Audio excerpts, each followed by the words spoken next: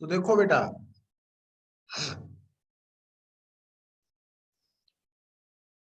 Question number 7 जो है, A tuning fork ए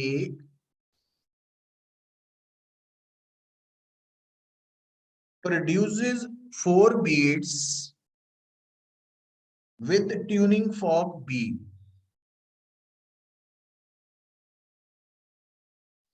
तो बीट फ्रीक्वेंसी है 4 और जेडी बी है बेटा उसकी फ्रीक्वेंसी है 256 hertz.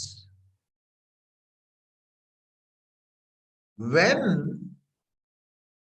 A is filled, sorry, A is filed, तो गल नूं सुनो पुत्तर। हुण कल भी मैं तुहानू कंसैप्ट दस्सिया सी कि जिहड़ी ट्यूनिंग फोक है वो एक अपरेटस है जिसका पर्पस है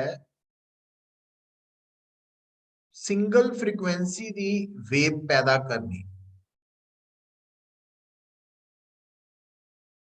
तो हुण क्वेश्चन नंबर 7 दे विच बेटा थानू की गिवन है कि एक ट्यूनिंग फॉर्क है ए और दूसरी ट्यूनिंग फॉर्क है बी और बी दी फ्रीक्वेंसी 256 हर्ट्ज दी हुई है। ते जदों ए और B both are sounded together तां जिहड़ी बीट्स बन रही हैं ओदी फ्रीक्वेंसी है 4 ते ए दी फ्रीक्वेंसी जो है वो आपां निकालनी है। हुण क्वेश्चन ये पैदा हो रहा, देखो ए और बी दे द्वारा पैदा कीतियां हुई दो वेव्स मिलके बीट्स बना रही हैं। तो बीट फ्रीक्वेंसी हमेशा की हुंदी है दोनों दी फ्रीक्वेंसी का डिफरेंस। हुण पुत्र थोड़ा सोच के देखो कि अगर बीट फ्रीक्वेंसी 4 है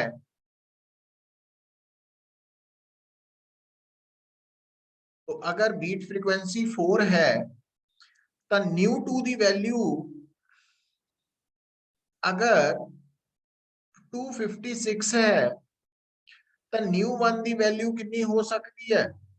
तो न्यू1 दी वैल्यू 252 भी हो सकती है ते 260 भी हो सकती है, क्योंकि मॉड आ गया ना। तो मॉड का मतलब है डिफरेंस 4 का वा, तो वो 252 नाल भी आ सकता, 260 नाल भी आ सकता। तो ਇਹਦਾ मतलब ਜਿਹੜੀ A है, A इसकी ओरिजिनल फ्रीक्वेंसी या तो 250 हर्ट्ज है या 260 हर्ट्ज है, पर दोनों विचों दोनों थोड़ी हो सकती है ओरिजिनल, दोनों चों इको ही होएगी। हुण ਉਹਦੇ ਲਈ स्टेटमेंट ਨੂੰ पढ़ो, ਉਹ ਕੀ ਕਹਿੰਦਾ? ਕਹਿੰਦਾ ਜਦੋਂ ਆਪਾਂ A ਦੀ ਫਾਈਲਿੰਗ ਕਰ ਲਈ, ਇਹ फाइल्ड है। फाइलिंग का मतलब है मास इज डिक्रीज्ड, मास घट गया। लोडिंग का मतलब होंगे मास बढ़ गया। तो जदों ए दी फाइल्ड हो गई है, हुण गल नूं सुनियो पुत, तो जदों ए फाइल्ड हो गई तो इहदा मतलब ए दी फ्रीक्वेंसी जिन्नी भी सी ओरिजिनल वो घट चुकी है, सॉरी वध चुकी है, क्योंकि मास घटिया वा ना फाइल करके, तो फ्रीक्वेंसी ने बढ़ना। तो हुण साडे कोल जिहड़ी ए दी ओरिजिनल फ्रीक्वेंसी है उहदियां दो ऑप्शंस है, 252 हर्ट्ज वाली भी है ते 260 हर्ट्ज वाली भी है। जे आपां 252 हर्ट्ज नूं देखिए तो मास दे फाइलिंग तो बाद घटन करके ये फ्रीक्वेंसी यहाँ रह जाएगी 251, 250, 249, 248, 247 एंड सो ऑन। ते 260 वाली रहेगी 259, सॉरी उल्टा लिखता पुत्र, गलत लिखता मैं, मास घटिया वा तो फ्रीक्वेंसी ने वधना वा ना, हाँ गलत करता, एक मिनट, तो ध्यान दियो। तो क्योंकि फाइलिंग तो बाद मास घटेगा तो फ्रीक्वेंसी बढ़ना, जो पहला 252 है तो 253 हो जाएगी जे, या 254 भी हो सकती है, मास ज्यादा घट गया था, 255 भी हो सकती है एंड सो ऑन। ਤੇ ਦੂਜੇ ਪਾਸੇ ਜੇ ਉਹਦੀ ਫ੍ਰੀਕੁਐਂਸੀ 260 ਹਰਟਜ਼ ਹੈ ओरिजिनल, ਤਾਂ ਉਹ ਮਾਸ ਦੇ ਡਿਕਰੀਜ਼ ਹੋਣ ਨਾਲ 261 ਹੋ ਜਾਏਗੀ ਜਾਂ 262 ਜਾਂ 263 ਐਂਡ ਸੋ ਔਨ, ਹੈ ਨਾ। ਇਹ ਆਪਸ਼ਨ ਆ ਗਈ ਹੈ। ਅੱਛਾ, ਹੁਣ ਉਹ ਕੀ ਕਹਿੰਦਾ ਕਿ ਜਦੋਂ A ਦੀ ਫਾਈਲਿੰਗ ਹੋ ਗਈ ਤਾਂ A ਨੂੰ ਦੁਬਾਰਾ ਫੇਰ ਅਸੀਂ B ਦੇ ਨਾਲ ਜਿਹੜੀ ਕਿ ਫ੍ਰੀਕੁਐਂਸੀ ਹੈ 256 ਹਰਟਜ਼ ਉਹਦੇ ਨਾਲ ਦੁਬਾਰਾ ਸਾਊਂਡਡ ਟੂਗੇਦਰ ਕੀਤਾ, ਪਰ ਹੁਣ ਇਸ ਵਾਰ ਜਿਹੜੀਆਂ ਬੀਟਸ ਹੈ they are found to occur at shorter interval। shorter interval the beat frequency increase कर गई है। ਹੁਣ सोच के देखो बेटा, तो ਹੁਣ ਜੇ ਪਹਿਲਾਂ ਬੀਟ ਫ੍ਰੀਕੁਐਂਸੀ 4 ਸੀ ਤਾਂ A ਨੂੰ ਫਾਈਲ ਕਰਨ ਤੋਂ ਬਾਅਦ बीट फ्रीक्वेंसी ਉਸ ਤੋਂ ਜ਼ਿਆਦਾ ਹੋ ਚੁੱਕੀ ਹੈ 5 6। ਹੁਣ ਜਿਹੜਾ 256 ਹੈ तो ਇਹਦੀ बीट फ्रीक्वेंसी ਕਿਹਦੇ ਨਾਲ 5 6 ਵੱਲ ਜਾ ਰਹੀ ਹੈ, ਤਾਂ ਨੋਟ ਕਰੋ ਆ ਵੀ 5 ਹੋ ਰਹੀ ਹੈ, ਆ 6 ਹੋ ਰਹੀ ਹੈ, ਆ 7 ਹੋ ਰਹੀ है ना। तो ਇਹਦਾ मतलब जो कंडीशन ਦਿੱਤੀ ਹੈ ਉਹਦੇ ਅਕੋਰਡਿੰਗਲੀ ओरिजिनल फ्रीक्वेंसी कितनी होनी चाहिए है 260 हर्ट्ज, क्योंकि अगर पहला 260 हर्ट्ज है ओरिजिनल ਤਾਂ ਫਾਈਲਿੰਗ ਤੋਂ ਬਾਅਦ A ਦੀ ਫ੍ਰੀਕੁਐਂਸੀ ਜਾਂ 261 ਹੋਏਗੀ ਜਾਂ 262 ਹੋਏਗੀ ਜਾਂ 263 ਹੋਏਗੀ। ਤਾਂ ਉਹਦੇ ਨਾਲ ਜਦੋਂ ਅਸੀਂ ਦੁਬਾਰਾ ਉਹਨੂੰ B ਨਾਲ ਸਾਊਂਡ ਕਰਾਂਗੇ ਤਾਂ ਬੀਟ ਫ੍ਰੀਕੁਐਂਸੀ 5 6 7 ਆਉਣ ਦੇ ਚਾਂਸਸ ਹੈ, ਜਿਹੜੀ ਕਿ ਪਹਿਲੇ ਨਾਲੋਂ ਜ਼ਿਆਦਾ ਹੋਏਗੀ ਅਕੋਰਡਿੰਗ ਟੂ ਗਿਵਨ ਕੰਡੀਸ਼ਨ। ਸੋ ਇਹਦਾ मतलब 252 ਜਾਂ 260 ਚੋਂ ਕਿਹੜਾ ਕਰੈਕਟ ਆਪਸ਼ਨ ਆਏਗਾ 260 हर्ट्ज। इतना सिलेक्ट करना पड़ेगा कॉमन सेंस यूज करके, है ना। इस गल नूं दोबारा समझण दे लई आपां 8th न्यूमेरिकल दोबारा देखते हैं पुत्र। देखो वो कहंदा एक ट्यूनिंग फॉक है ऑफ अननोन फ्रीक्वेंसी, तो आ ट्यूनिंग फॉक है, इहदा नाम ए रखता, इहदी फ्रीक्वेंसी अननोन है। when sounded with another of frequency 256 hertz, तो आ है 256 हर्ट्ज, उसका नाम बी रखता, gives 4 beats per second, तब बीट फ्रीक्वेंसी आ रही है 4 हर्ट्ज, है ना। and when loaded with certain amount of wax, तो हुण गल नूं सुनियो, हुण इत्थे तक दा तां ऑप्शन पिछले वाला ही आ गया कि अगर A और B ਨੂੰ ਆਪਸ ਦੇ ਵਿੱਚ ਇਕੱਠੇ ਸਾਊਂਡ ਕਰਵਾਉਣ ਤੇ ਬੀਟ ਫ੍ਰੀਕੁਐਂਸੀ 4 ਆ ਰਹੀ ਹੈ ਤਾਂ ਬੀਟ ਫ੍ਰੀਕੁਐਂਸੀ ਦੇ ਫਾਰਮੂਲਾ ਨੂੰ ਯੂਜ਼ ਕਰਕੇ ਅਗਰ ਦੇਖੀਏ ਤਾਂ ν1 ਦੀ ਵੈਲਿਊ ਜਾਂ 252 ਹਰਟਜ਼ ਆਏਗੀ ਜਾਂ 260 ਹਰਟਜ਼ ਆਏਗੀ, ਹੈ ਨਾ। ਆ ਗੱਲ ਨੂੰ ਸੁਣਿਓ ਪੁੱਤ। ਹੁਣ ਉਹ ਕੀ ਕਹਿੰਦਾ, ਉਹ ਕਹਿੰਦਾ ਜਿਹੜਾ A ਹੈ ਨਾ ਉਹਨੂੰ ਅਸੀਂ ਕੀ ਕਰਤਾ when loaded, ਤਾਂ ਹੁਣ ਦੁਬਾਰਾ ਅਸੀਂ A ਨੂੰ ਲੋਡਿੰਗ ਕਰਤੀ। ਲੋਡਿੰਗ ਦਾ ਮਤਲਬ ਹੁੰਦਾ मास इज इंक्रीज्ड, और मास इंक्रीज का मतलब फ्रीक्वेंसी इज डिक्रीज्ड, उल्टा होना। तो जो हम फ्रीक्वेंसी डिक्रीज कर गई ਇਹਦਾ मतलब जे A the true frequency 252 hertz है ਤਾਂ ਹੁਣ ਉਹ डिक्रीज ਕਰਨ ਤੇ 251 250 249 248 है ना, 247 246 कुछ भी हो सकती एंड सो। ते जे ओदी पहला फ्रीक्वेंसी 260 है तो वो फ्रीक्वेंसी दे डिक्रीज होने ते या हो जाएगी 259 258 257 256 255 254 253 252 251 आ वाली ऑप्शन जाएगी। वो डिपेंड करेगा मास कितना ਵਧਿਆ है ना, ਉਹਦੇ ਹਿਸਾਬ ਨਾਲ ਜ਼ਿਆਦਾ डिक्रीज करेगी। अच्छा, ਹੁਣ बेटा ਜਦੋਂ A लोडिंग तो बाद दोबारा फिर बी दे नाल साउंडेड टूगैदर है तो उन्हें कहना फिर दोबारा फिर बीट फ्रीक्वेंसी 4 ही आई। हुण देखो जिहड़ा 256 है तो अगर ओदी लोडेड ए दे नाल बीट फ्रीक्वेंसी 4 आ रही है तो हुण 251 दे नाल 256 दी 4 नहीं आ सकती, ना ही 250 नाल 4 आ सकती है, ना 49 नाल आ सकती है, पर 252 नाल आ सकती है दोबारा फिर 4। तो ਇਹਦਾ मतलब ਜਿਹੜੀ ਇਹਦੀ ओरिजिनल फ्रीक्वेंसी है ਉਹਦੇ चांसेस 260 हर्ट्ज होंगे। इट मींस इतना ਆਪਾਂ सिलेक्ट करना पएगा कॉमन सेंस यूज करके भी ओरिजिनल फ्रीक्वेंसी ਕਿਹੜੀ है। ਉਹਦੇ ਚ दो मतलब कंडीशंस ਦਿੱਤੀਆਂ ਹੋਣਗੀਆਂ। तो पहली कंडीशन तो दो ऑप्शंस ਬਣਨਗੀਆਂ, दूसरी कंडीशन तो क्लियर होएगा कि दोनों ਵਿੱਚੋਂ ਕਿਹੜੀ करेक्ट है। तो ਇੱਥੇ ਤੱਕ ਪੁੱਤ ਕਿਸੇ ਨੂੰ ਡਾਊਟ ਹੈ ਤਾਂ ਬੋਲੋ ਪਹਿਲਾਂ।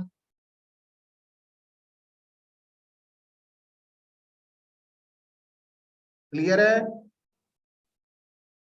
Yes sir. Yes sir. Yes sir. अच्छा ਹੁਣ ਜਿੱਦਾਂ ਪਹਿਲਾਂ ਦੇਖ ਲਓ ਕਿਉਂਕਿ ਆਪਾਂ ਬੀਟਸ ਦੀ ਗੱਲ ਕਰ ਰਹੇ ਹਾਂ ਤਾਂ 12th क्वेश्चन ਨੂੰ ਪਹਿਲਾਂ ਦੇਖੋ। ਉਹ ਕਹਿੰਦਾ देयर आर 41 ट्यूनिंग फॉक्स। तो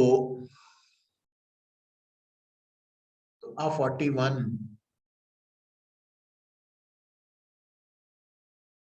फर्स्ट सेकंड 41 है ना, इदा आ गया। हुण की कह रहा 41 tuning forks are arranged such that every fork gives 5 beats per second with the next।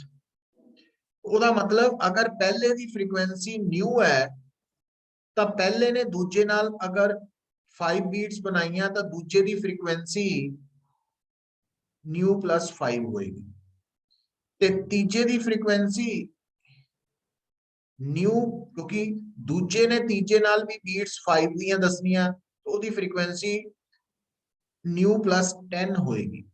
हुण ध्यान नाल देखो पुत्र, तो आ जिहड़ा पहला वा ये हो गई न्यू प्लस 0, जिहड़ा दूजा वा वो हो गई न्यू प्लस 1 × 5, तीजा हो गया न्यू प्लस इनू आपां 10 दी जगह ते पुत्र कॉमन सेंस यूज करिए 2 × 5 लिख सकते। तो ਇਹਦਾ मतलब ਜਿਹੜਾ लास्ट वाला वा ਇਹਦੀ फ्रीक्वेंसी इदां ही ਵੱਧਦੀ कितनी हो गई। तो तीसरे वाले लिए 2 × 5 लिखिया सी, ये 40 × 5 लिखांगे। समझ आई है गल? Yes sir. Yes sir. Yes हुण वो कह रहा कहंदा जिहड़ा लास्ट फॉक है ना has a frequency that is double of the first. तो आ जिहड़ी फ्रीक्वेंसी है ये पहले नालों डबल है, मतलब न्यू प्लस 40 × 5 इज ये जिहड़ी है frequency is equal to 2 nu, पहली नालों डबल है। तो इट मींस आपा की लभनी है फर्स्ट फ्रीक्वेंसी लभनी है। तो फर्स्ट फ्रीक्वेंसी कितनी आ गई 200 हर्ट्ज। तो अच्छा हुण इत्थे देखो एक गल मैं दसनी सी, कल भी दसी सी तुहानू, वो कह सकता सीगा the last fork has a frequency that is double of the first. ਇਹਦੀ जगह ते कह सकता see the last fork has a frequency Octave of the first. Octave, Octave दा मतलब डबल, डबल। यूनिसन दा मतलब सेम, इक्वल। ठीक है, तो ये दो वर्ड्स है जेडे बड़े इंपॉर्टेंट है क्योंकि सानू कई बार स्टेटमेंट पूरी नहीं समझ आने का कारण होता कि कुछ टर्म्स को असी समझ नहीं पाते ना, तो ओदे ते भी वर्कआउट करना पैंदा सी। चलो हुण पुत्र आ जाइए क्वेश्चन नंबर 9 ते। जेड़ा थोड़ा क्वेश्चन नंबर 9 है बड़े ध्यान दे नाल इनू पढ़ो क्योंकि इहदे विच ना काफी गल्लां हिडन है, लुकियां हुई। किदां कहंदा एक विसल है, ये whistle of frequency 540 hertz rotates in a circle of radius 2 meter at an angular speed of 15 radian per second. Whistle ਦਾ मतलब source of sound. और ये जी original sound actual frequency true frequency पैदा कर रही है 540 हर्ट्ज की है, वो सर्कल च घूम रही है, सर्कल का रेडियस 2 मीटर है ते एंगुलर स्पीड 15 रेडियन पर सेकंड है। तो आ बेटा मैं थोड़े सामने एक सर्कल ड्रॉ करता, आ सर्कल का सेंटर है, आ सर्कल का रेडियस है और आ एरो दस रहे हैं थानू इस डायरेक्शन च विसल घूम रही है, वो आप अपने वालों मान ली एंटी क्लॉकवाइज है ना, वो तुसी फ्री है। तो आ ए, आ बी, आ सी और आ डी, ये 4 पॉइंट्स आप 4 पोजीशंस सिलेक्ट कर लिया पुत्र। हुण एंगुलर वेलोसिटी अगर थानू दिती हुई है कितनी 15 रेडियन पर सेकेंड, तब तुसी लीनियर वेलोसिटी कढ सकते हैं ओमेगा आर तो। आर थानू दिता होया 2 मीटर, तो वेलोसिटी आ गई 30 मीटर पर सेकेंड है ना। हुणे सर्कुलर मोशन का कंसैप्ट है, जिन्हों समझ है कर लेगा। हुण होया की है, what is the lowest and highest frequency heard by a listener a long distance away at rest with respect to center of the circle। तो आ जिहड़ा सेंटर है सर्कल का, ਇਹਦੇ ਤੋਂ बहुत ही ज्यादा दूर आ मैं लै गया इत्थे लिसनर, तो लिसनर रेस्ट ते है तो ਇਹਦੀ वेलोसिटी 0 हो गई है ना, ये रेस्ट ते है। हुण इस लिसनर दे कोल आवाजां आ रही वा, देखो जदों तुहाडी सोर्स ए ते है तो उस वक्त वो सोर्स जिहड़ी है वो लिसनर तो दूर जा रही है, मतलब आ जिहड़ा एरो है ये अवे फ्रॉम लिसनर है, ठीक है। जदों तुहाडी सोर्स बी ते है तो वो लिसनर दे तरफ जा रही है। हुण ये डॉपलर इफेक्ट का कंसैप्ट है, इत्थे ट्रू फ्रीक्वेंसी तुहानू दित्ती हुई है पुत्र कितनी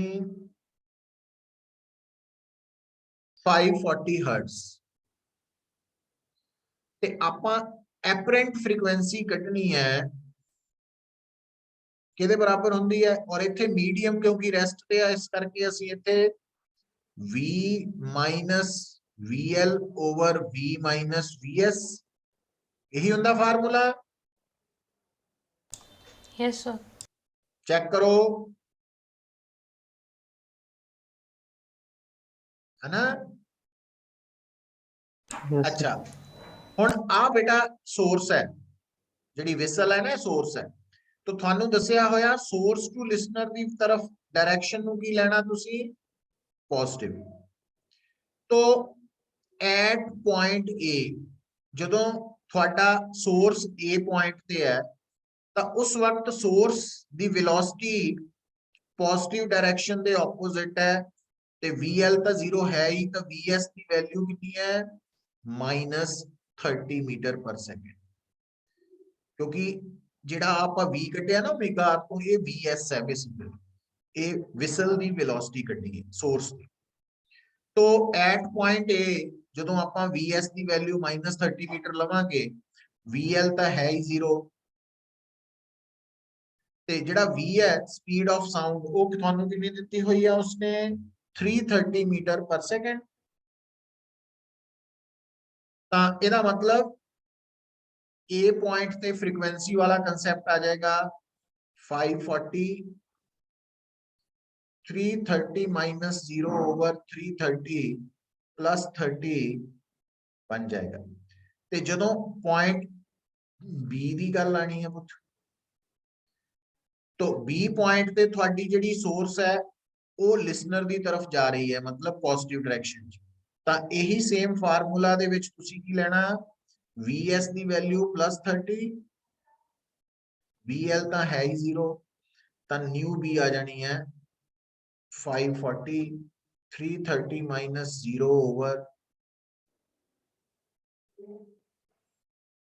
और ਤੁਸੀਂ देख रहे हैं न्यू ए मिनिमम आएगी पुत्र और न्यू बी मैक्सिमम आएगी।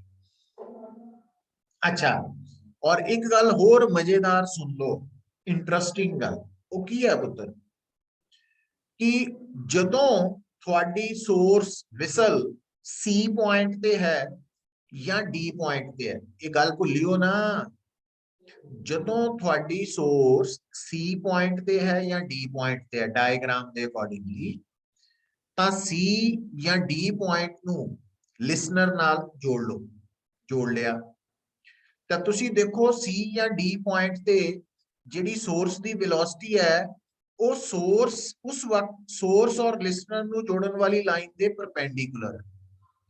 ਤਾਂ ਜਦੋਂ ਵੀ ਇਹ ਗੱਲ ਸੁਣ ਲਓ ਪੁੱਤਰ, ਨੋਟ ਕਰ ਲਓ ਚਾਹੇ, ਜਦੋਂ ਵੀ सोर्स और लिसनर ਨੂੰ ਜੋੜਨ ਵਾਲੀ ਲਾਈਨ ਦੇ ਪਰਪੈਂਡੀਕੁਲਰ ਸੋਰਸ ਦੀ ਜਾਂ ਲਿਸਨਰ ਦੀ ਵੈਲੋਸਿਟੀ ਹੋਏਗੀ ਉਸ ਵਕਤ, ਤਾਂ ਫਿਰ ਉਸ ਕੇਸ ਦੇ ਵਿੱਚ ਟਰੂ ਫ੍ਰੀਕੁਐਂਸੀ ਔਰ ਐਪਰੈਂਟ ਫ੍ਰੀਕੁਐਂਸੀ ਸੇਮ ਰਹਿਣਗੀ। ਮੈਂ ਦੁਬਾਰਾ ਰਿਪੀਟ ਕਰ ਰਿਹਾ, ਬੜੀ ਇੰਪੋਰਟੈਂਟ ਗੱਲ ਹੈ ਕਿ ਜਦੋਂ ਵੀ ਸੋਰਸ ਦੀ ਪੋਜੀਸ਼ਨ ਤੇ ਲਿਸਨਰ ਦੀ ਪੋਜੀਸ਼ਨ ਨੂੰ ਜੋੜਨ ਵਾਲੀ ਸਟ੍ਰੇਟ ਲਾਈਨ ਦੇ ਪਰਪੈਂਡੀਕੁਲਰ ਸੋਰਸ ਤੇ ਲਿਸਨਰ ਦੀ ਵੈਲੋਸਿਟੀ ਹੋਏਗੀ, है ना, सोर्स दी वेलोसिटी या लिसनर दी वेलोसिटी सोर्स ते लिसनर दी पोजीशन ਨੂੰ ਜੋੜਨ ਵਾਲੀ स्ट्रेट लाइन ਦੇ परपेंडिकुलर ਹੋਏਗੀ, ਉਸ ਵਕਤ एपरेंट फ्रीक्वेंसी ट्रू फ्रीक्वेंसी ਦੇ ਬਰਾਬਰ ਹੋਏਗੀ। ਸੋ ਇਹਦਾ ਮਤਲਬ ਜਦੋਂ ਵਿਸਲ C ਪੁਆਇੰਟ ਤੇ ਹੈ ਜਾਂ D ਪੁਆਇੰਟ ਤੇ ਹੈ ਤਾਂ ਉਸ ਵਕਤ ਜਿਹੜੀ ਐਟ ਪੁਆਇੰਟ C और D जो एपरेंट फ्रीक्वेंसी है वो ट्रू फ्रीक्वेंसी के बराबर होगी। तो ये रिजल्ट बड़ा इंपॉर्टेंट, समझ आई है गल? Yes sir. हाँ, सो लास्ट 10th क्वेश्चन है, ये भी बड़ा इंपॉर्टेंट कंसेप्ट है, वो पकड़ियो पुत्र। ए बस is moving towards a huge wall with a velocity of 5 meter per second। तो आ जिहड़ी तुहाडी बस है इहदी वेलोसिटी दित्ती हुई है 5 meter per second। The driver sounds a horn of frequency 200 hertz।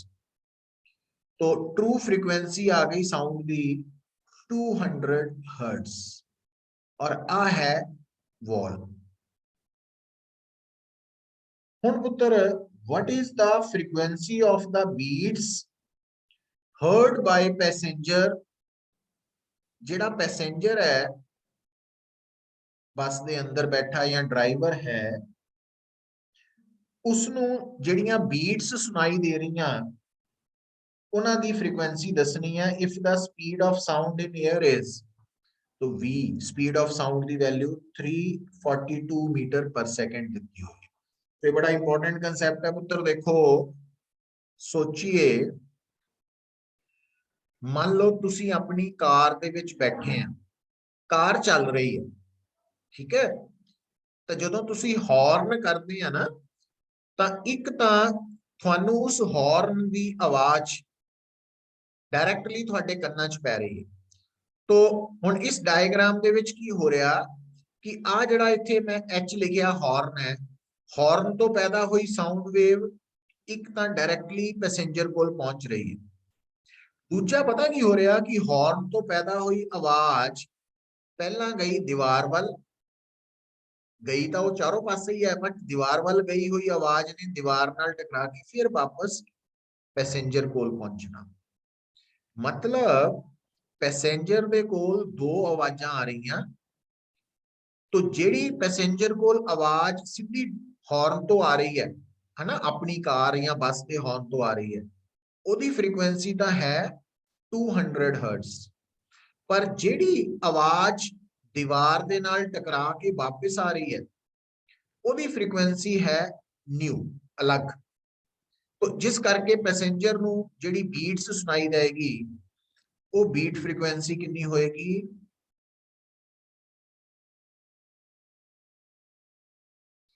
ਹੁਣ ਤੁਹਾਨੂੰ ਨਿਊ ਨੋਟ ਤਾਂ ਦਿੱਤਾ ਹੋਇਆ, ਬਟ ਨਿਊ ਦੀ ਵੈਲਿਊ ਕਿੱਦਾਂ ਕੱਢਣੀ ਹੈ ਇਹ ਸੋਚੀਏ ਆਪਾਂ। ਸੋ ਇੱਥੇ ਤੱਕ ਕਿਸੇ ਨੂੰ ਕੋਈ ਪ੍ਰੋਬਲਮ ਆਈ ਹੋਏ ਦੱਸੋ ਪੁੱਤ?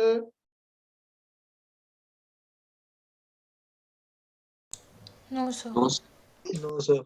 ਹਾਂ, ਹੁਣ ਇਹ ਗੱਲ ਬੜੀ ਇੰਪੋਰਟੈਂਟ ਸੀ। ਹੁਣ ਆਪਾਂ ਇਹ ਨਿਊ ਤੇ ਲੱਭਣ ਤੇ ਜ਼ੋਰ ਦੇਣਾ, ਉਹਦੇ ਲਈ ਮੈਂ ਕੀ ਕਰਨ ਲੱਗਾ, ਆ ਇੱਥੇ ਸਾਈਡ ਤੇ ਦੁਬਾਰਾ ਫਿਰ ਮੈਂ ਬੱਸ ਡਰਾ ਕਰ ਦਿੰਦਾ, ਆ ਕਰਤੀ ਬੱਸ। तो इस बस के अंदर जिहड़ा हॉर्न है ना, वो बन गया सोर्स, तो आवाज पैदा हुई। हुण ये जिहड़ी सोर्स है इहदे तो निकलन वाली जिहड़ी आवाज की ट्रू फ्रीक्वेंसी है वो तो हैगी है 200 हर्ट्ज। ते आ जिहड़ी दीवार है ना पुत्र,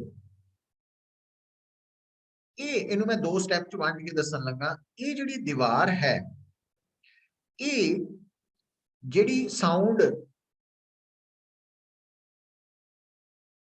दीवार वाल जा रही है, इदा हॉर्न तो निकली हुई साउंड जिहड़ी दीवार वाल जा रही है, तो उहदे लई दीवार बन गई लिसनर।